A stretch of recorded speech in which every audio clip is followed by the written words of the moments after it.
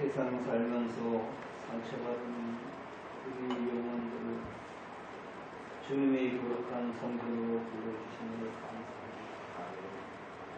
혼란 속에서도 주님을 의지할 수 있는 유산을 주시니 주님의 자비와 사랑을 무한히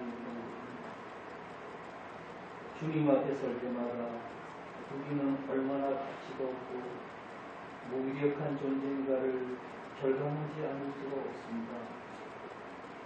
제 앞에서 늘 무너지는 우리의 모습이 부끄럽고 없습니다. 우리의 기도를 들으시고 쓰레기 같은 우리의 영혼을 정화시켜 주옵소서. 주님의 진리를 실천하기 위한 노력은 없고 세상의 영광과 세속적인 재미와 만족을 위하여 힘쓰는 저희들의 교활함을 용서해 주옵소서. 주님 앞에 설 때마다 진리와 거룩함이 회복되게 하시고 주님의 충성스러운 종으로 살아갈 수 있는 인생이 되게 하옵소서. 내 자신만을 위하여 구원을 지켜가는 인간이 아니라 주님의 몸된 교회를 위하여 헌신할 수 있는 성도가 되게 하여 주옵소서. 교회의 빈자리를 위하여 혼회하고 실천할 수 있는 정신들이 하옵소서. 섬기는 이 교회가 지역사회에 감당해야 할 직분을 능히 이루는 교회가 되고 주님의 향기가 이 지역에 널리 퍼지게 하여 주옵소서.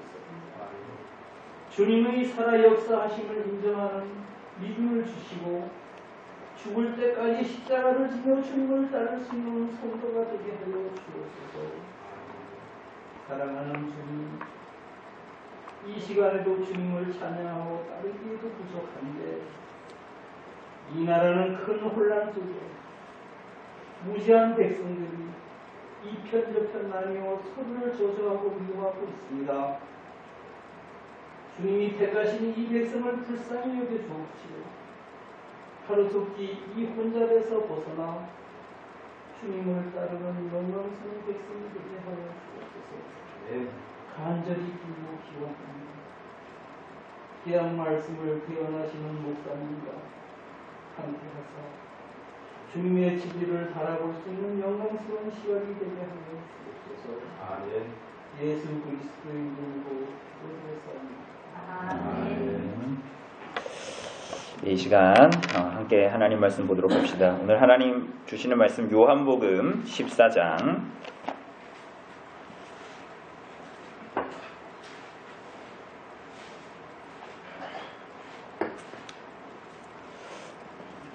우리가 본문 주보에는 15절부터라고 나왔는데 우리 25절부터 우리 마지막 절까지만 보도록 합시다. 14장 25절부터 마지막 절까지의 말씀입니다. 제가 봉독해 드리도록 하겠습니다.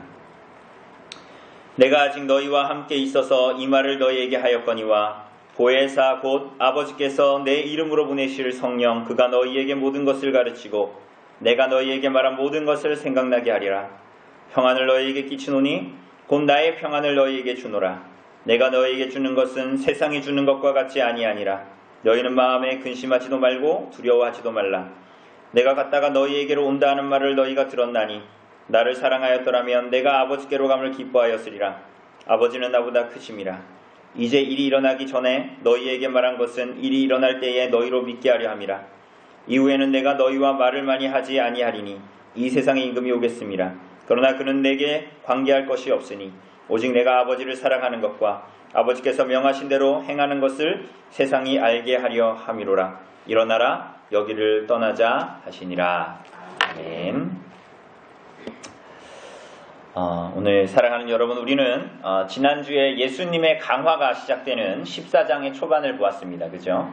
14장부터 16장까지가 예수님께서 가르치시는 강화하시는 내용이고, 그리고 이제 17장이 예수님께서 겟세마네 동산에서 하나님 아버지께 기도하시는 내용입니다. 그리고 18장부터가 예수께서 고난 보시는 영광 받으시는 그러한 내용들을 기록하고 있습니다. 우리가 지난주에 초두에서 보았다시피 이 영광의 책은 표적의 책을 보고 예수 그리스도를 믿는 사람들에게 하나님께서 말씀하시는, 예수님께서 말씀하시는 거라 그랬죠? 그죠? 그래서 이 제자들에게 말씀하시기를 14장에 보면 1장 1절부터 시작하는 걸 보면 마음에 근심하지 말라라고 말씀하셨습니다. 그리고 지난주에 본 대로 그러므로 나를 믿으라 라고 주님께서 말씀하셨습니다. 곧 예수님만이 아버지 집으로, 그죠? 아버지 집으로 가게 하시는 유일한 길이요, 진리요, 그리고 그로 말미암는 생명을 얻게 된다라는 것을 우리가 함께 보았죠. 그래서 그러한 생명을 얻은 자들은 하나님 예수 그리스도의 이름으로 기도하게 됩니다. 기도하게 되는데 그 기도라는 것은 마지막에 그냥 내 욕망을 하나님 앞에 토로해 놓고 내가 이번 시험 잘 보게 해주십시오, 내가 돈을 잘 벌게 해주십시오 하고 마지막에 이 알라딘 램프의 지니처럼 그 예수님의 이름으로 기도를 그냥 이름을 붙인다고 되는 것이 아니라 곧 예수님의 이름으로 이름을 주셔서 우리가 그분께 기도한다라는 것은 그 기도를 하는 자체가 그 사람이 그리스도를 향한 온전한 전적인 신뢰와 의존을 가지고 있다라는 것을 우리가 함께 보았습니다. 그러므로 마음에 근심하는 이 제자들, 예수께서 이제 죽으실 것이기 때문에 이 근심하는 제자들에게 주님께서 위로하시고 격려하신 것과 동일하게 오늘 여러분과 저에게도 오직 예수 그리스도를 믿는 것만이 이 세상에서의 참된 위로가 되는 것입니다. 그래서 그 말씀을 우리가 지난주에 함께 보았습니다. 우리가 이어서 오늘 15절을 함께 보게 되는데요. 이거 성령 하나님에 대한 가르침입니다. 그러니까 우리가 오늘 14장 볼 거고요. 그리고 이제 다음에 16장 뭐 이렇게 보면 성령 하나님이 누구신가, 그리고 성령 하나님을 보내실 거라는 것을 이야기합니다. 성령 하나님이죠. 성령 하나님. 그래서 16절을 우리가 보면, 우리가 읽진 않았지만 16절을 보면 뭐라고 말씀하십니까? 내가 아버지께 구하겠으니 그가 뭐래요? 또 다른 보혜사를 보내실 거다라고 얘기합니다. 보혜사라는 말이 무슨 말입니까? 무슨 절 이름도 아니고 보혜사. 이게 보혜사라는 말이 무슨 얘기냐면 아주 쉽게 얘기하면 내 곁에서 부르는 사람, 그러니까 내 곁에 나를 돕는 자, 이게 바로 보혜사라는 뜻입니다. 내 옆에 어려울 때 내 옆에 와 달라고 부탁하는 분, 뭐 이런 식으로 얘기할 수 있습니다. 그런데 보혜사라는 말이 좀 어렵지요. 그런데 요거 우리가 오늘 예배 때 죄의 고백 10계명 선포를 하고 죄의 고백을 하고 사죄 선포를 하지 않았습니까? 사죄 선언하지 않았습니까? 근데 이게 요한일서 말씀인데 이 요한일서에 똑같은 단어가 쓰입니다. 사실은 오늘 이 사죄 선언 요한일서 2장을 보면 나의 자녀들아 내가 이것을 너희에게 쓰면 너희로 죄를 범하지 않게 하려 함이라. 만일 누가 죄를 범하여도 아버지 앞에서 우리에게 누가 있으니? 기억나십니까? 대언자가 있으니 그랬잖아요. 우리가 이거 몇 번을 했는데 대언자가 있어요. 근데 이 대언자라는 단어가 보혜사라는 말하고 똑같은 단어예요. 근데 번역을 요한복음에서는 보혜사라고 했고 요한일서에서는 대언자라고 한 것뿐입니다. 이게 똑같은 단어예요. 파라클레토스라는 헬라어 단어인데 이게 똑같은 단어입니다. 그래서 이 대언자라는 말과 똑같은 말이에요. 대언자가 조금 쉽죠? 대언자라는 뜻은 뭘까요? 그냥 우리가 딱 단어만 봐도 우리를 대신해서 말해주는 사람, 뭐 변호사 같은 느낌이죠. 그죠? 그러니 이 보혜사, 대언자, 파라클레토스라는 이 단어는 막막한 가운데에 내 옆에 서서 나를 위해서 변호하고 대신 말해주는 사람, 나를 도와주는 사람을 얘기하는 거예요. 이게 보혜사, 대언자라고 이야기합니다. 그런데 16절에서 이 보혜사를 얘기할 때 앞에 붙은 단어가 있죠. 뭐라 그랬습니까? 보혜사 앞에 뭐가 붙어 있어요? 또 다른이라고 붙어 있습니다. 이게 무슨 얘기일까요? 이 얘기를 하시는 분이 누구십니까? 예수님이시죠. 예수님이 뭐라 그러세요? 또 다른 보혜사를 너에게 보낼 것이다 라고 말씀하시죠. 그냥 보혜사면 보혜사지 왜 또 다른 보혜사라고 했을까요? 그렇죠. 예수님이 사실은 보혜사이신 것이에요. 우리 요한일서에서 대언자라고 그랬잖아요. 예수님이. 그러니 이것은 우선은 첫 번째로 1차적으로는 예수님이 보혜사이시다. 거룩하신 하나님 앞에 오늘 궁집사님이 기도하실 때에도 말씀하셨지만, 기도드렸지만, 참 우리의 존재가 하나님, 거룩하신 하나님 앞에 서는 것을 우리가 오늘 밤에 살 때 눈을 감을 때에, 뿐만이 아니라 오늘 우리가 잠시 이 혼잡한 세상에서 눈을 떼서 가만히 나의 존재를 생각할 때에 내가 언제든지 거룩하신 하나님 앞에 설 것을 생각하면 막막하고 두렵단 말이에요. 우리가 저녁 경건회 때 매일 요즘에 보는 욥기에서 그 욥이 말하는 것과 동일한 것입니다. 그런데 두려움으로 설 자리를 찾지 못할 때 예수께서 우리 옆에 변호해 주시는 대언자로 계시는 것입니다. 곧 그래서 주님께서 내 옆에 서서 내가 이 사람을 위해서 피 흘려 죽었으니 나를 믿고 의지하는 이 사람의 죄를 사하여 주시고 은혜를 구하는 이 사람의 죄를 용서해 달라라고 거룩하신 하나님 앞에 예수께서 변호하시는 거예요. 보혜사, 대언자가 바로 예수님이십니다. 그런데 중요한 것은 오늘 이 성령이 오실 것을 말하면서 이분이 또 다른 보혜사라고 얘기한 건 예수님과 같이 우리를 위해서 성령께서 하실 일이 예수님이 하신 일과 동일하다는 것이에요. 예수님께서 죽으시고 부활승천하셔서 우리와 함께 있지 않아요. 그래서 근심이 되고 두렵죠. 이 제자들은. 그런데 이제 성령께서 우리에게 오셔서 영원히 함께 하시고 심지어 우리와 함께 우리 속에 계시는 분으로 계신다라고 말씀하십니다. 사실은 이것은 놀라운 약속이에요. 여러분 우리가 오늘 사도신경 고백할 때도 성부와 성자와 성령 하나님에 대한 믿음을 고백했지요. 그죠? 습관적으로 하는 것이 아니라 전능하신 하나님을 믿습니다. 그리고 우리를 위해서 오신 예수 그리스도를 믿습니다. 그리고 성령 하나님을 우리가 믿습니다라고 고백하죠. 그래서 예수 그리스도를 믿는 모든 사람들이 우리가 이미 알고 있는 것처럼 예수를 정말 진정한 주로 고백하는 사람들은 누구로 말미암아 고백하는 거라 그랬어요? 성령 하나님, 예수님께서 십자가에 달려 죽으신 것을 우리에게 정말 적용시켜 주시는 분이 누구예요? 성령 하나님이십니다. 그런데 이것은 오늘 제자들에게도 이제 내가 죽고 부활승천하고 나면 또 다른 보혜사를 보내주실 것인데 그분이 누구시다? 성령 하나님이시다 라고 말씀하시는 이 약속이죠. 아직 오시지 않았으니까. 그죠? 그런데 이 약속을 받을 때 우리는 예수께서 이제 십자가에 달려 죽으시는 그 구속의 정말 본질적인 의미와 그 목적을 선명하게 알게 됩니다. 오늘 우리와 누가 함께 계십니까? 성령 하나님이 계시죠? 그죠? 눈으로 봤습니까? 그죠? 이 내용을 볼 거예요. 그런데 성령님을 보내주신다라는 우선 이 약속에 집중해보면 이 약속은 이제 예수께서 지금 십자가에 달려 죽으시지 아직 않았지만 곧 죽으실 것이지만 그 본래적인 목적과 의미를 아주 잘 드러내는 거예요. 왜냐하면 이것은 노아 홍수 심판 때에 하나님께서 타락한 인류에게 부으신 저주가 해소된다라는 의미이기 때문이에요. 뭐가? 성령을 보내주셔서 우리와 함께하게 하신다라는 것이. 왜 그렇습니까? 우리가 한번 창세기를 봤기 때문에 한번 생각해 봅시다. 우리가 알다시피 오늘도 우리 나단이랑 이엘이가 읽던데 가인과 아벨이 있습니다. 그들이 누구의 자녀들이었습니까? 아담과 하와의 자녀였습니다. 그죠?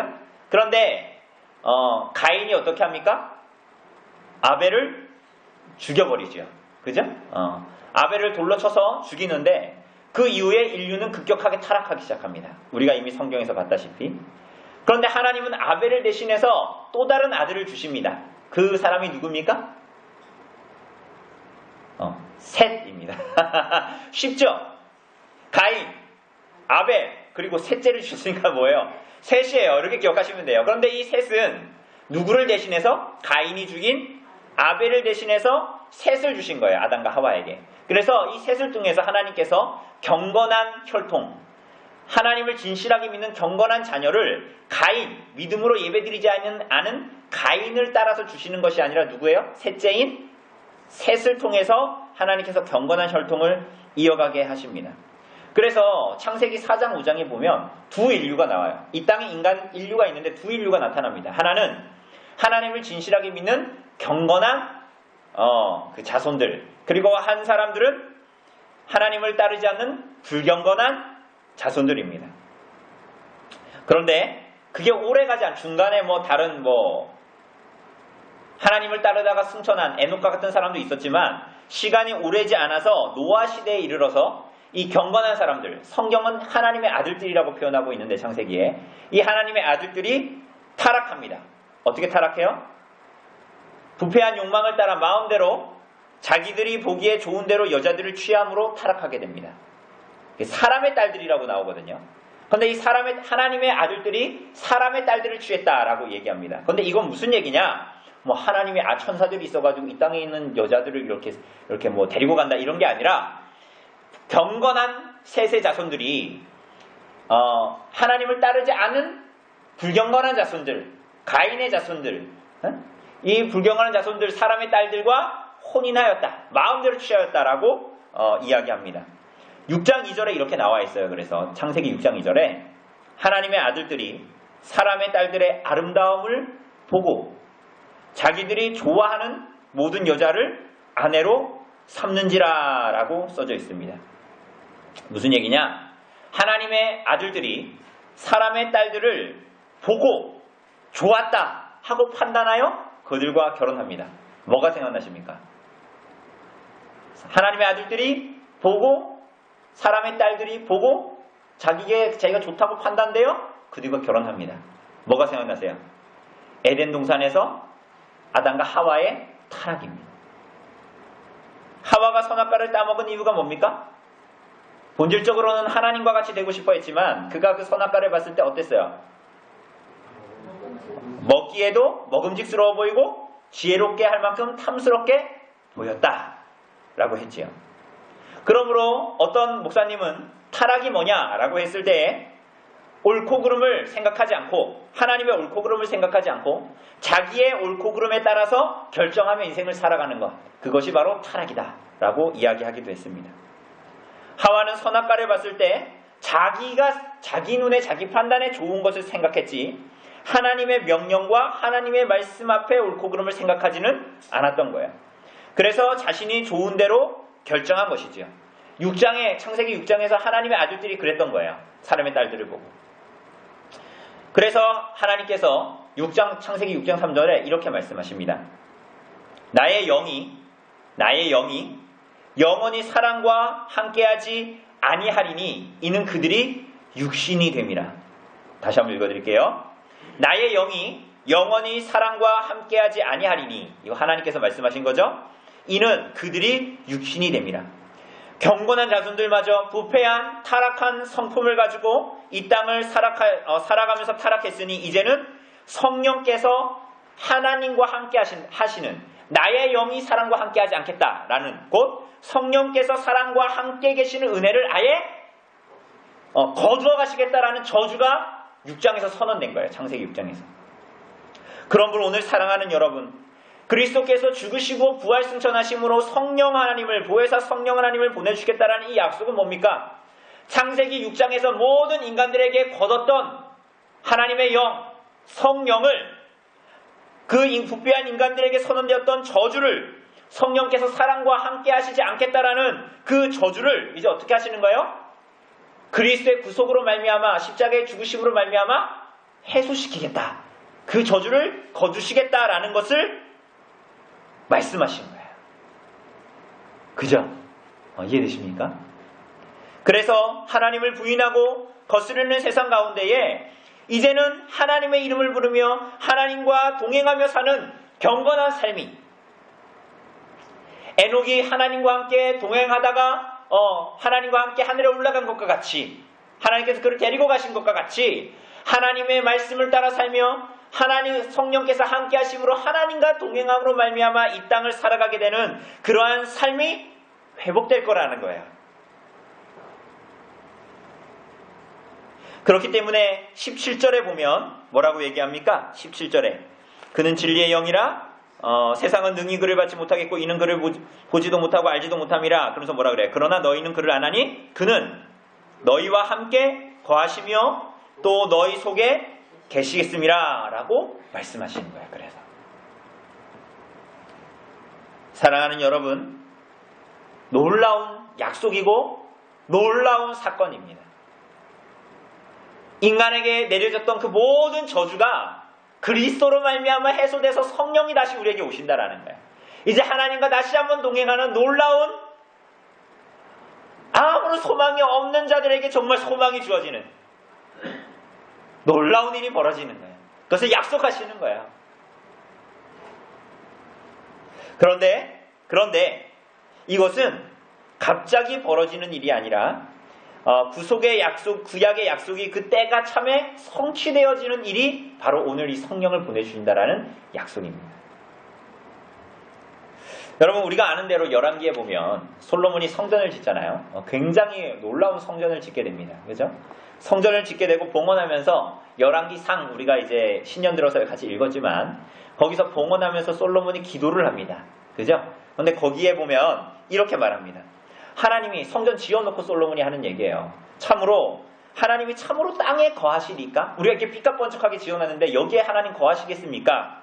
하늘의 하늘들의 하늘이라도 주를 용납하고 받지 못하겠거든. 하물며 내가 건축한 이 전이오리까? 이렇게 얘기합니다. 그러니까 하나님이, 내가 솔로몬이 아무리 이 세상에서 두 번 다시 없을 놀라운 성전을 지어도 하나님께서 여기에 설마 거하시겠습니까? 하나님 얼마나 크신 분인데 이 건물에 하나님을 가둬놓을 수 있겠습니까? 이런 얘기하는 거잖아요.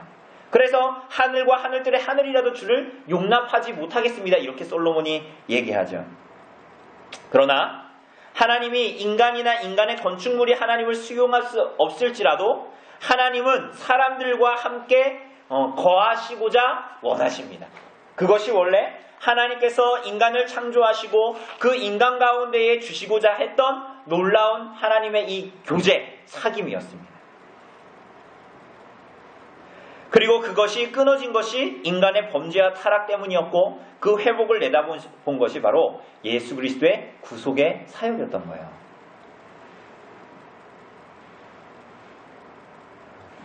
에덴 동산에서 아담이 누렸던 것보다 더욱더 놀라운 복을 우리들에게 예수 그리스도의 구속으로 허락하시는 것입니다. 이것은 구약에 여러 번 예언되어 있어요, 사실은. 이게 그러니까 우리가 이 신약을 볼 때 이 구약의 성경의 내용들을 잘 보면 그것을 예언되어졌던 것들이 그림자로 나타났던 것들이 성취되어지는 거예요. 에스겔서 37장 27절에 보면 이렇게 나옵니다. 내 처소가 그들의 가운데에 있을 것이며 나는 그들의 하나님이 되고 그들은 내 백성이 되리라. 뭐라 그러죠? 무엇이? 내 처소가 그들의 가운데 있을 것이다 얘기했죠? 맞습니까? 예. 그런데 여러분, 처소가 어디입니까? 지금 에스겔 선지자가 내 처소가 그들의 가운데 있을 거라고 얘기했어요. 그렇죠? 그 처소가 어디예요? 우리가 지난주에 읽은 요한복음 14장 2절에 예수님이 뭐라고 말씀하십니까? 내 아버지 집에 거할 것이 많도다. 그렇지 않으면 너희에게 일렀으리라. 내가 너희를 위하여 거처를 예비하러 가노니 라고 하십니다. 예, 그러니 우리가 말하는 하나님의 나라, 영생은 어딘가로 가게 되는, 우리가 흔하게 알고 있는 천국, 가게 되는 장소적인 의미를 가지고 있기는 하지만 그것이 서로 없을지라도 그 본질적인 의미는 뭐예요? 하나님께서 우리와 함께 하심이라는 것을 우리는 알아야 되는 거예요. 그러니까 예수님께서 처소를 예비하러 간다 그랬잖아요. 그죠? 그리고 오늘 에스겔서도 내 처소가 그들의 가운데 있을 것이다 라고 말하죠.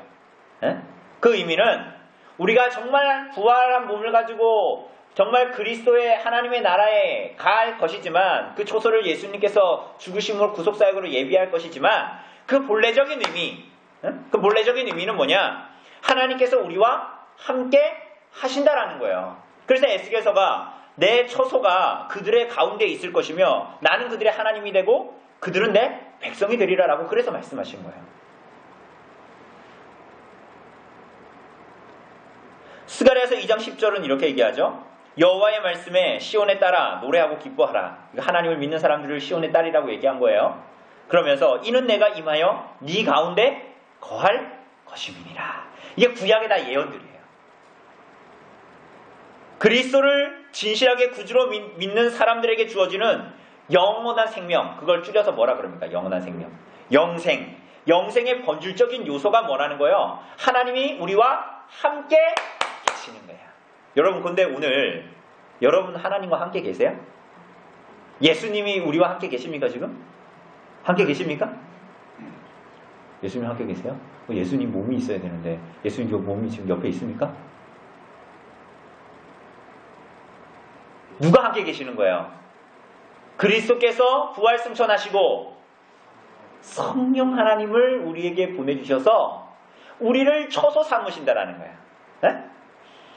우리가 성전이라는 거예요. 그러니까 우리 전에도 얘기했다시피 서신서들이 얘기하는 것처럼 우리를 성전 삼아 이제 성령께서 그리스도를 믿는 손집사님 가운데에, 송집사님 가운데에, 교회 가운데에 거하신다라는 거예요. 이 건물에 거하신다는 것이 아니라 이제는 성전이 여기가 아니에요.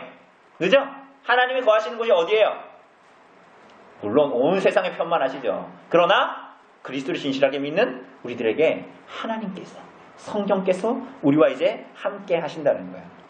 신약에도 다 예언되어져 있어요. 그래서 우리가 하나만 봅시다. 그 신약 성경의 계시록에 보면 우리가 많이 외우는, 그래도 3장에 나와 있는, 20절에 나와 있는, 그래도 많이 우리가 알고 있는, 볼지어다 내가 문 밖에 서서 두드리노니 누구든지 내 음성을 듣고 문을 열면 내가 그에게로 들어가 그로 더불어 먹고 그는 나로 더불어 먹으리라. 이것도 다 뭐예요? 성령께서 우리 가운데 오심을 얘기하는 거예요. 이렇게 하나님께서 인간의 타락과 범죄로 말미암아 내려진 모든 사람들이 그 안에 있을 수밖에 없는 이 저주를 그리스도의 피로 만족하시고 이제 그를 구주로 믿는 모든 사람들을 받으심으로 말미암아 하나님께서 원래 인간에게 주시고자 했던 지복의 상태, 참된 생명이 성령의 오심으로 말미암아 우리에게 주어지는 거예요. 그러니 우리는 예수 믿어 천국 가서 그 생명을 얻는 것이 아니에요. 우리가 십계명을 순종하며 살아가는 것은 우리가 억지로 안 되는데 그냥 이렇게 살아보자가 아니에요. 예수께서 십자가에서 죽으시고 예수께서 이 땅에 오셔가지고 세례를 받으실 때 어떻게 됐다 그랬습니까? 하늘이 열렸다 그랬잖아요. 찢어졌다 그랬잖아요. 그죠? 하나님의 나라가 이 땅 가운데 어떻게 했다는 거야? 임했다라는 거죠. 그것은 오늘 이 말씀과 동일합니다. 성령께서 오심으로 말미암아 이 놀라운 하나님을 믿는 자들에게 주어지는 참된 생명, 이미 우리들에게 주어졌다라는 거예요. 이미 여러분들에게 주어졌다라는 거예요.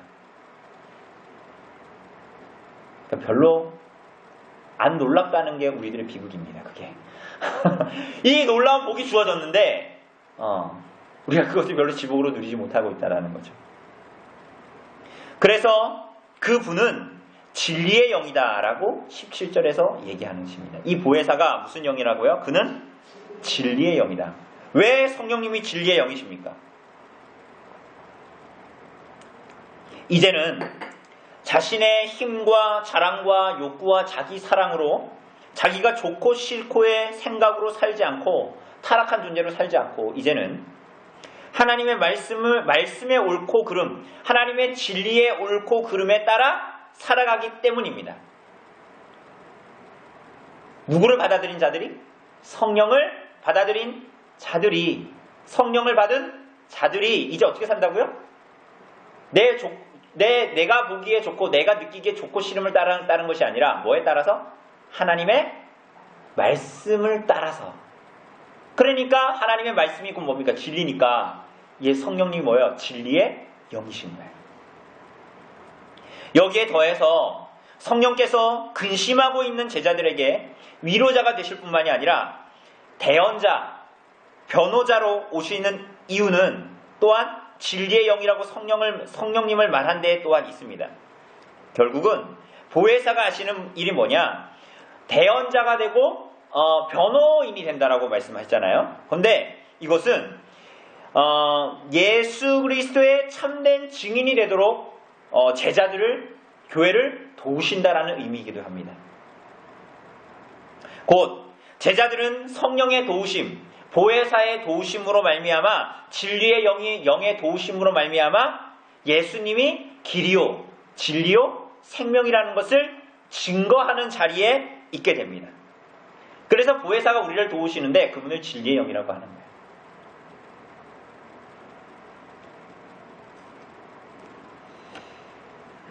성령께서 그들과 함께 그들 안에 거하시면서 진리에 대하여 증언할 때에 그들을 도와주시고 지도하십니다.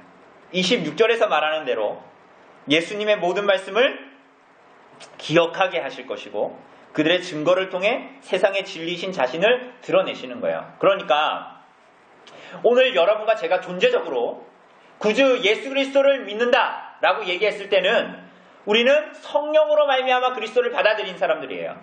그러므로 말미암아 우리를 성령께서 처소 삼으시고 우리와 함께 거하십니다. 그것은 창세기 6장에서 모든 인간에게 내려졌던 하나님의 영이 함께하지 않겠다. 모두 다 육신이 되어버렸다. 라는 하나님의 저주가 해소된 것을 얘기한다 그랬잖아요. 맞습니까? 존재적으로 그렇게 됐어요. 그럼 이분이 오늘 우리들을 어떻게 도우시냐? 여러분과 저를 어떻게 도우시냐? 성령께서 우리들을 처소 삼으신다 그랬잖아요. 그러므로 말미암아 우리가 하나님을 드러내도록 하신다라는 거예요. 쉽게 얘기하면 그리스도를 증거하도록 하신다라는 것입니다. 그죠? 그런데 그것을 우리들의 힘으로 가능합니까? 베드로가 예수님을 위해서 내가 목숨을 버릴지언정 주님을 부인하지 않겠습니다라고 했는데 그렇게 했습니까? 오히려 예수님을 부인하고 저주했잖아요. 그죠? 우리가 그리스도를 우리가 목요일 날에도 지난주 목요일 날에도 이번 주에도 하게 되겠지만 복음을 전하고 그리스도를 증거하는 삶과 그리스도를 증언하는 것은 우리들의 힘, 우리들의 노력, 으쌰으쌰 해보자 해서 되어지는 것이 아닌 거예요. 그럼 하지 말까요? 그걸 원하는 게 아니죠. 교회와 성도를 이 땅에 두신 이유와 목적, 성령으로 말미암아 그리스도를 증언하도록, 진리임을 증언하도록 우리들을 부르신 거예요. 그래서 성령님을 무슨 영이라고 부른다고요? 진리의 영이라고 부르는 거예요. 그래서 우리가 성령께서 우리 안에 거하시면, 우리가 성령을 소멸하지 않으면, 그리스도께서 성령께서 우리 안에 계시면 우리 안에 무슨 마음이 들어요? 진리를 말하고자 하는 소망이 먼저 우리 안에 생겨요. 진리를 전하고자 하는 소원이 우리 안에 생겨요. 자꾸만 그런 마음이 자꾸만 있는데 자꾸 죽여. 내가 자꾸 불신이 꺼뜨려. 그래가지고 자꾸만 잠자리에 누워. 그럼 자꾸만 내 마음이 불편하고 내 마음에 자꾸만 복음을 전해야겠다라는 마음이 들어. 그것 때문에 불편해. 그게 뭐야? 성령께서 우리 안에 진리를 증언하도록 하시는 소원인 거예요. 그렇게 해서 복음을 증언할 때 어떻게 해요? 내가 여러 가지로 그래 이번 주에도 내가 지난주에도 그렇게 어떻게 전해야 된다는 거 색깔별로 하고 메시지로 하고 어떻게 전해야 되는 거 알아. 그래서 또 이번 주에도 연습을 했어. 그런데 그러한 어떤 달변, 나의 훈련, 그것으로만 되어지는 것이 아니라 우리가 복음을 전할 때 어떻게 되는 거예요? 그것을 도와주시고 지도하시는 분이 누구라는 거예요? 성령 하나님이에요. 여러분 이걸 믿으셔야 되는 거예요. 이게 진실이기 때문에 그런 거예요. 정말로 도우시고 우리를 정말로 지도하실 거란 말이에요. 아까 제자들에게 말씀하신 것처럼 주의 말씀을 그 복음을 전할 때에 진리를 증언할 때에 깨닫게 하시고 우리가 그 진리를 생각나게 하시는 거죠. 왜 그렇습니까? 그 진리가 원래 누구 거기 때문이에요. 원래 여러분 게 아니라 하나님 것이기 때문이에요. 그래서 성령께서 우리 안에 계셔서 그것을 증언하게 하실 때 그분이 도우시는 거예요. 생각나게 하시는 거예요. 가르쳐 주시는 거예요. 뭐 하도록? 증언하도록. 오늘 사랑하는 여러분, 그러므로 그럴 때에야 우리는 온전하게 순종할 수가 있게 됩니다. 그럴 때에야 바르게 깨달아 성령의 도우심으로만 새로운 생명, 새로운 삶을 살아갈 수가 있게 되는 거예요. 누구도 깨닫지 못했고 베드로는 목숨을 걸고 주님을 따르겠다고 했지만은 그렇게 하지 못했습니다. 우리가 믿음을 소유하게 되는 것, 우리가 믿음으로 살아가게 되는 것, 욕과 같이 고난 중에도 그리스도를 붙드는 소망을 가지고 인내하게 되는 것, 이 모든 것들이 바로 성령 하나님으로 말미암아서만 가능한 은혜로만 주어지는 것들이에요. 그래서 예수님께서 이렇게 성령 하나님으로 말미암아 살아가지는 삶, 사는 성도의 삶을 뭐라고 얘기했습니까? 15절, 21절, 23절, 24절에 반복해서 예수님께서 말씀하십니다. 뭐라 그래요?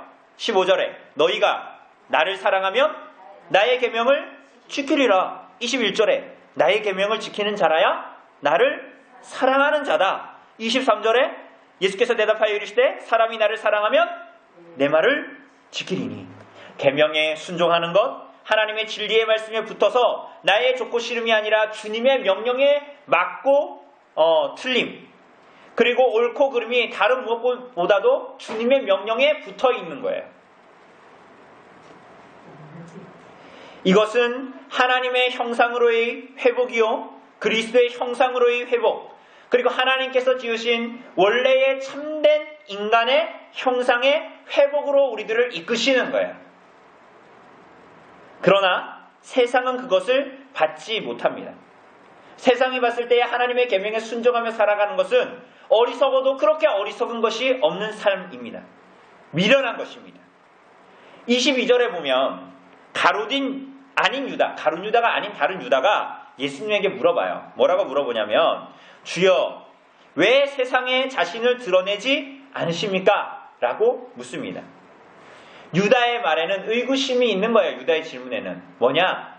메시아가 왜 죽어야 합니까? 로마와 세상을 다 평정해도 이 메시아가 시원치 않을 판에 왜 예수님이 죽으셔야 합니까? 라는 심각한 물음이 그 안에 있었던 거예요. 그러나 예수님께서 뭐라고 말씀하시는 거예요? 세상은 성령님을 보지도 못하고 받을 수도 없다라는 거예요. 가룟이 아닌 유다는 왜 예수님 세상에 자신을 드러내지 않으십니까? 라고 말씀하셨지만 예수님의 이 본질적인 대답은 뭐냐면 세상은 나를 알 수도 없고 만질 수도 없다. 17절에 이렇게 나오죠. 그는 진리의 영이라 세상은 능히 그를 받지 못하나니 이는 그를 보지도 못하고 알지도 못한다는 거예요.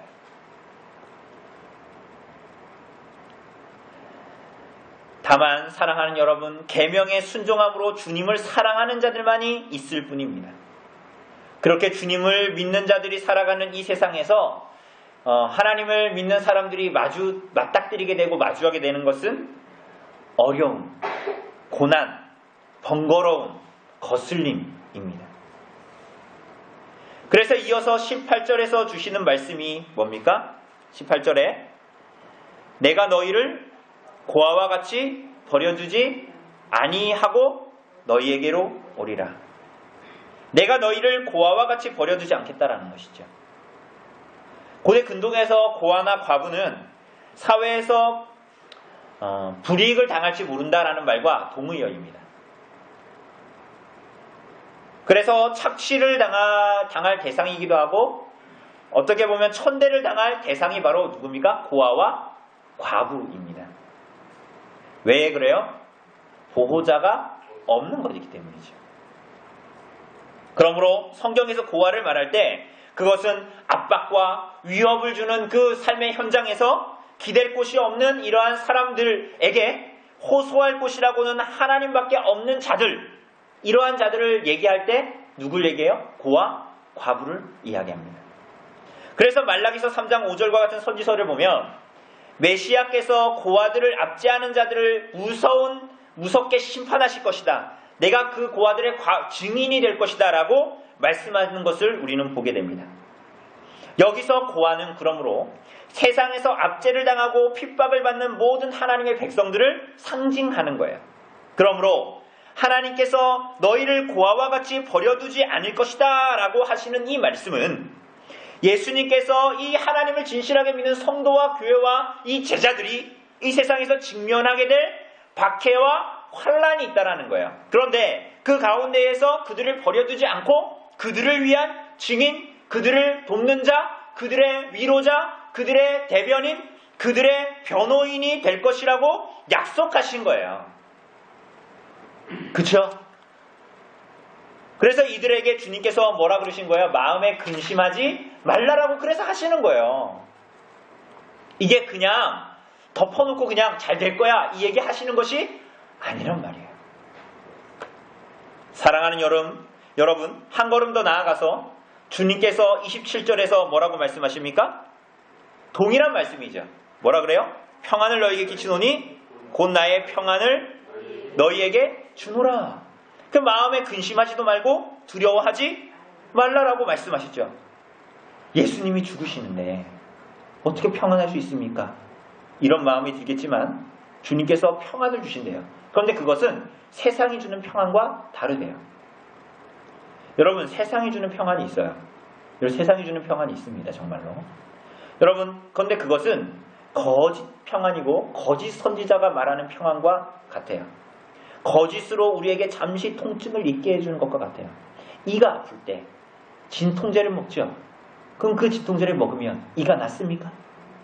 그거는 통증을 잠시 못 느끼게 해주는 것이지. 프로포폴, 문제가 됐던 프로포폴, 그게 뭐예요? 잠시 이 세상의 근심, 걱정과 고통을 잊고 잠시 몽롱하게 잠들게 하는 거짓 평안입니다. 세상이 말하는 평안이 그것과 같은 거예요. 세상이 말하는 평안은 당장 내일 죽어도 오늘 아무 일이 없으면 평안한 거예요. 근데 그게 정말 평안이에요? 내일 죽어도 당장 오늘 먹고 배부를 것만 있으면 평안한 거예요. 그게 평안한 겁니까? 아니죠. 근본적인 평안이 아니잖아요. 그건 공중권세 잡은 자에게 속고 있는 평안이에요. 내일 개를 잡아먹으려고 하는데 그거 모르고 오늘 주인이 이 개 맛있으라고 그 주인이 개한테 맛있는 거 죽기 전날에 준단 말이에요. 그럼 그거 좋다고 주인에게 꼬리 흔들면서 그거 먹고 잠자는 그 개의 평안과 같은 거예요. 세상이 준 평안이. 속고 있는 거예요. 그러나 예수님이 주시는 평안은 어떻습니까? 그러한 것이 아니에요. 더 이상 무언가를 두려워하거나 두려워할 필요가 없는 평안이에요. 진통제, 프로포폴이 아니란 말이에요. 오늘 이 세상의 모든 눈물과 고통을 보면서 그것이 실제로 있어도 그래서 파도가 세상을 보면 막 일렁이는 것 같아. 그래서 내가 탄 배가 뒤집어질 것 같아. 우리 집이. 그런데 그것이 끝이 아니라는 평안입니다. 비유하자면 마치 영화를 보는데 주인공이 죽을 것 같은 위기에 처해져 있어요. 그런데 이미 그 영화의 결론은 다 알고 그 영화를 보면서 가끔 이런 사람들 있죠. 영화 같이 보러 가면 나 그거 봤어 하면서 옆에 같이 이렇게 처음 보는 사람을 가가지고 야 저거 어떻게 된가 걱정하지 마. 이런 얘기하는 사람들 있죠. 그것과 같은 거예요. 결론을 다 아는 평안함. 그리스도로 말미암아 성령께서 우리 안에 우리와 함께 영원히 거하셔서 고아와 같이 우리들을 버려두지 않으시고 우리의 남편이 되시고 아버지가 되셔서 거기에서부터 그리스도께서 주시는 그리스도께로부터 오는 그 평안, 누구도 빼앗을 수 없고 누구도 앗아갈 수도 없고 썩지도 않고 녹이 나지도 않고 훔쳐갈 수도 없는 성령으로 말미암는 평안이 있는 거예요. 여러분, 이게 그리스도로 말미암아 성령님으로 우리에게 주어지는 것입니다. 여러분, 그래서 우리들이 생각했을 때 세상의 평안이 뭡니까? 무탈한 거.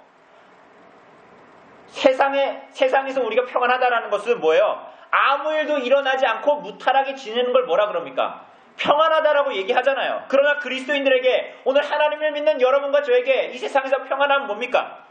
아무 일도 일어나지 않는 것이 아니에요. 우리 욥기 보면서도 봤잖아요. 아무 일도 일어나지 않는 것이 평안함이 아니에요. 어떤 일이 일어나도 흔들리지 못하게 결론 지어지는 평안함이 성령으로 말미암아 우리에게 주어지는 평안. 그것이 정말 평안이죠. 그것이 정말 그리스도께서 우리에게 주시는 평안이고 그것이 정말로 영원한 생명으로 말미암아 여러분과 저가 이 땅에서 누려야 할 평안이고 오늘 우리가 빼앗기지 않을 평안이고 우리가 영원히 누리게 될 평안인 거예요. 오늘 사랑하는 여러분, 그리스도로 말미암아 구원받아 중생하여 하나님의 자녀로 거듭난 사랑하는 여러분, 성령님으로 말미암아 주시는 이 평안이 여러분들에게 있기를 바랍니다. 이게 타락하여 우리가 잃어버렸던 평안인 거예요. 여러분, 평안 뭡니까? 유대인들은 인사할 때 뭐라 그래요?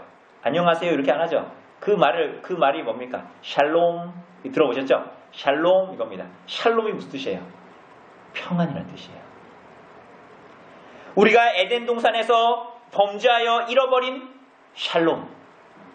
나에게 좋아 보이는 것을 선택하는 것이 최고인 줄 알았는데 그것이 평안을 빼앗아버리고 샬롬을 빼앗아버리고 샬롬 아닌 것을 엔샬롬, 평안하지 않은 것을 우리에게 줬어요.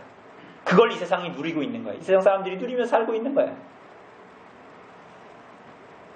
그러나 그리스도께서 십자가에 달리심으로 성령을 보내심으로 그 성령께서 오늘 그리스도를 진실하게 믿는 여러분과 저 교회에 내주하심으로 평안을 허락하셨습니다. 이 주께 속한 평안 가운데 세상을 살아가시기를 간절히 바랍니다. 그러한 자들만이 세상이 미워하고 싫어하고 멀리하고자 하는 주의 계명에 순종하는 삶을 살 수가 있기 때문이에요. 그리고 그들만이 그렇게 살 수가 있습니다. 주님을 사랑하기 때문에 주의 말씀에 순종하고자 하는 소원과 갈망들이 그 안에 있게 되는 거예요. 여러분, 그래서 마지막 31절에 보면 맨 끝 31절의 끝 문장에 보면 끝절에 보면 예수님께서 뭐라 그러십니까? 일어나라. 네, 뭐라 그래요? 일어나라, 여기를 떠나자 하십니다. 여러분, 이거 예수님 강화를 끝나고 떠나자는 게 아니에요. 강화는 몇 장까지 이어진다 그랬어요, 제가. 14장, 15장, 16장까지 이어진다 그랬잖아요. 그죠? 근데 지금 예수님께서 뭐라 그러세요? 일어나라, 여기를 떠나자. 이건 예수님이 강화를 끝나고 제자들과 다른 곳으로 이동하자라는 말이 아닙니다. 그건 무슨 뜻일까요? 예수님은 제자들에게 자신이 십자가에 달려 죽으실 것을 이미 예고하셨습니다. 그것은 성부 하나님께서 자신을 보내신 이유이기도 하고 또한 억지가 아니라 자기 자신도 하나님의 뜻을 따라 자원하여 십자가에 달리실 것이라고 말씀하셨죠. 그죠? 그와 같이 예수님께서 하나님을 향해서 온전한 순종을 이와 같이 드린 것과 같이 성령께서 보혜사로 너희와 함께 거하게 될 너희 하나님의 자녀들에게 예수 그리스도의 순종과 같은 온전한 순종을, 나와 같은 온전한 순종을 하나님께 드릴 것을 권면하고 있는 거예요. 그래서 예수님께서 뭐라 그러신다고요? 일어나라, 여기를 떠나자라고 말씀하시는 거예요. 예수님께서 십자가에 달려 죽으실 것이 하나님에 대한 온전한 순종인데 너희도 성령님이 너희에게 주어지면 이제 너희도 나와 같이 하나님을 향해서 온전한 순종을 드리자. 그래서 아까 뭐라고 하셨어요? 15절에도 21절에도 뭐라고 하셨어요? 나를 사랑하는 자가 나의 계명을 지킨다라고 그래서 말씀하시는 거예요. 내가 그렇게 하나님께 온전히 순종한 것 같이 너희도 성령으로 말미암아 온전히 순종하자. 일어나라. 나와 함께 여기를 떠나자라고 그래서 말씀하시는 거예요. 오늘 사랑하는 여러분, 그럼 우리는 어떻게 해야 될까요? 지금 제자들에게 성령을 주신다 그랬죠. 그죠? 그럼 우리는 어떻게 해야 될까요?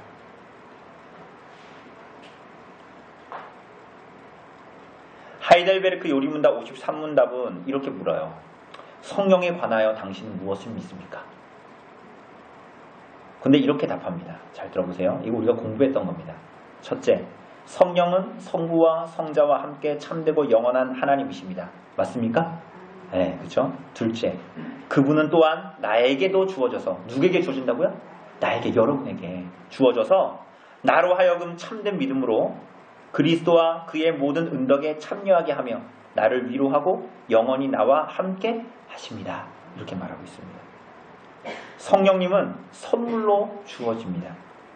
우리가 그리스도를 믿는 것이 우리들의 노력으로 주어진 것이 아닌 것과 같이 성령님이 여러분과 저에게 선물로 주어집니다. 그것은 뭔가 여러분이 노력하지 않았다라는 거예요. 그러면 그렇다고 해서 아무 일도 하지 않고 가만히 있는 자에게 성령을 주신다는 말입니까? 내가 길거리 가만히 갑자기 그냥 가고 있는데 갑자기 성령이 호로록 들어와서 내 눈빛이 확 바뀌어요? 그렇지 않단 말이에요.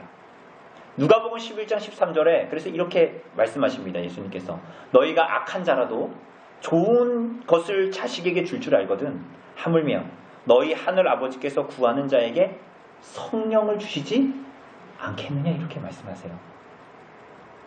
성령을 뭐 해야 된다고요? 구해야 한다라고 말합니다. 그러면 여러분 성령을 누가 구할까요? 옆집에 예수님 안 믿는 사람이 성령님 구할까요? 아니죠. 간절히 필요한 자가 구하겠죠. 그렇다면 누가 이 성령님을 필요로 할까요? 성령님이 그들을 위해서 어떤 일을 하시는지 아는 사람들. 네? 그리스도를 따라 진정으로 하나님께 온전한 순종을 드리고자 하는 사람들, 이건 아주 쉽게 얘기하면 뭐예요? 예수님을 사랑하는 사람들이 성령을 구하게 되겠죠. 그래서 그 성령을 받는 자들이 하지 못하던 순종을 하도록 성령님을 우리에게 선물로 보내주신 거예요. 그렇게 하나님은 그 성령을 우리가 구해서 성령을 받음으로 우리가 그분이 구하시는 거룩한 성전이 되기를 원하시는 것입니다. 온전한 교제가 회복이 되고 하나님과의 온전한 관계가 회복이 되고 회복되어 살아가는 영생을 누리기를 원하시는 것입니다. 그렇게 해서 거룩한 삶을, 그렇게 해서 하나님의 영광을 위한 삶을 살도록 거룩한 영을 우리에게 보내주신 거예요.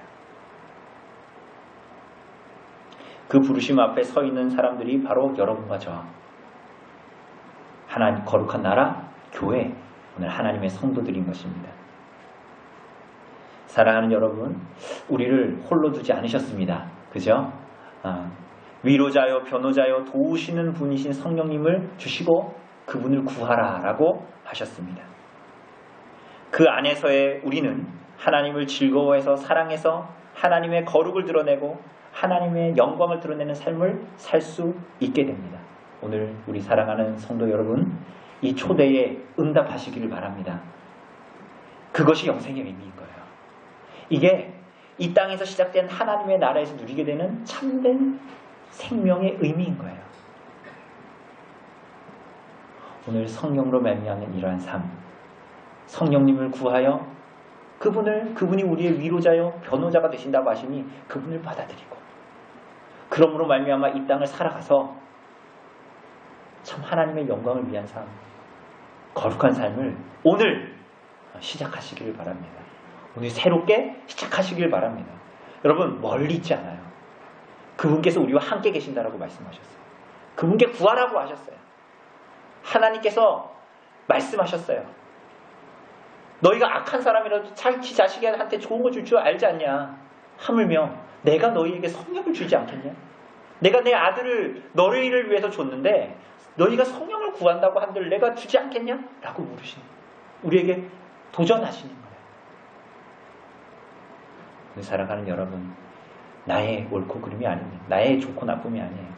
하나님의 진리에 붙어 있을 수 있도록 성령님께 그 도움을 구합시다. 우리들의 열정으로 되지 않아요. 베드로를 봤잖아요. 우리들의 열정은 냄비와 같아요. 금방 끓었다가 금방 식을 수도 있고 오늘 내가 혼장담했다가 금방 어그러질 수 있어요. 성령님으로 말미암아서만 가는 거예요. 그래서 이 성령님 보혜사와 함께 동행하시는, 그래서 하나님께 영광 돌리는 삶을 살게 되는 우리 사랑하는 성도님들 되시기를 간절히 바랍니다. 네, 잠시 기도하도록 하겠습니다.